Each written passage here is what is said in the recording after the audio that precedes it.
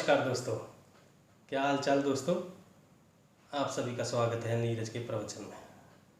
दोस्तों, जैसा कि आप सभी जानते हैं, आपने सुना होगा न्यूज़ में, न्यूज़पेपर में कि माननीय प्रधानमंत्री मोदी जी ने ई-रूपी एक कैशलेस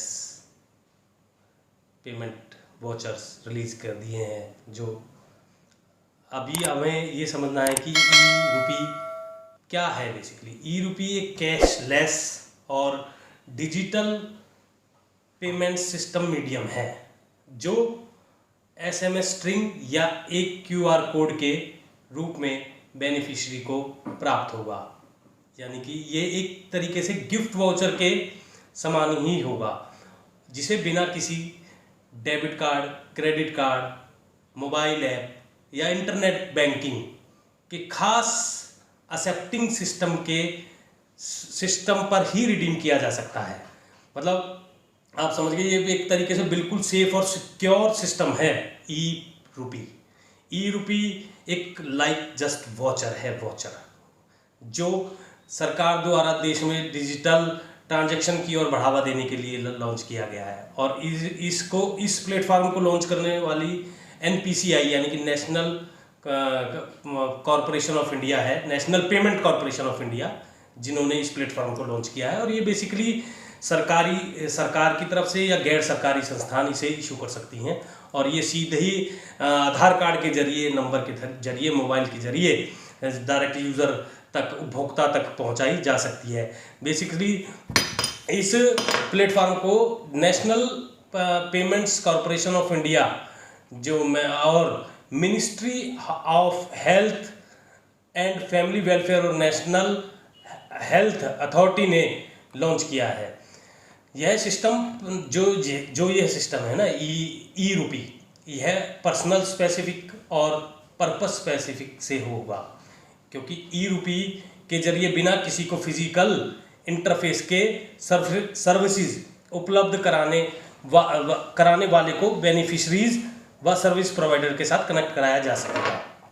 अब इसके मतलब ये कैसे वाउचर होगा, मतलब ये समझने वाली बात है कि ये वाउचर किस तरीके से होगा। इस सिस्टम को एनपीसीआई यानी कि national payment corporation of India ने अपने यूपीआई प्लेटफॉर्म पर बनाया है। और ना सभी बैंक ई-रूपी जारी करने वाले बैंक होंगे, बैंक भी हो सकते हैं, कॉरपोरेट भी हो सकती है, एजेंसियां भी हो सकती हैं, कॉरपोरेट एजेंसियां, और किसी उद्देश्य के साथ। जैसे क्या है, उद्देश्य क्या होगा इसको लेकर कि भाई जैसे मान लो कोई सहयोगी हो या सरकारी हो या निजी बैंक हो, किसे संपर्क हमें करना होगा कि बेनिफिशियरी की पहचान मोबाइल नंबर के जरिए इसमें हो जाएगी। अब इसके फायदे हमें ये समझ देंगे कि इससे हमें फ़ायदा क्या है।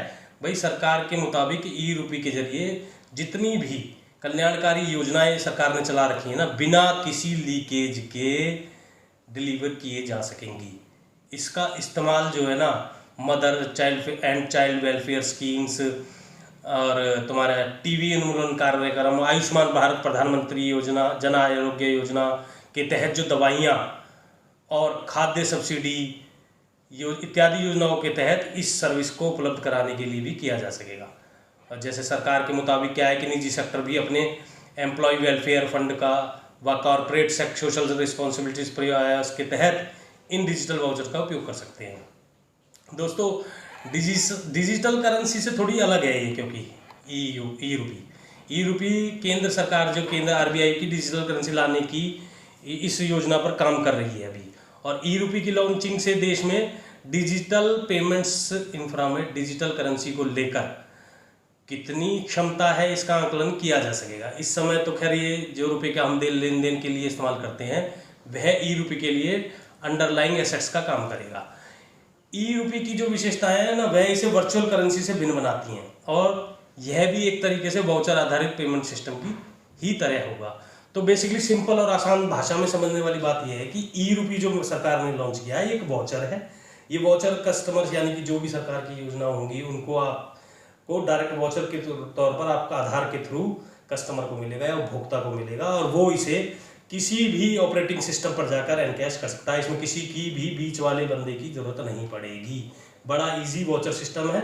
सरकार ने जो ये लॉन्च किया है ई वॉचर, एक तरीके से ई रूपी नाम दिया है, और ये बेसिकली एक वॉचर होगा जो आपका स्कैनिंग सिस्टम QR कोड के थ्रू स्कैन होगा और आपके मोबाइल में होगा। और ये किसी ऐप की ज़रूरत नहीं है इसके लिए, आपको कैसी भी नेट बैंकिंग की ज़रूरत नहीं है, कोई डेबिट कार्ड की ज़रूरत नहीं है, कोई क्रेडिट कार्ड की ज़रूरत नहीं है। आप इसे इजीली एनकैश कर सकते हैं और ये सरकार का बहुत ही सराहनीय कदम है।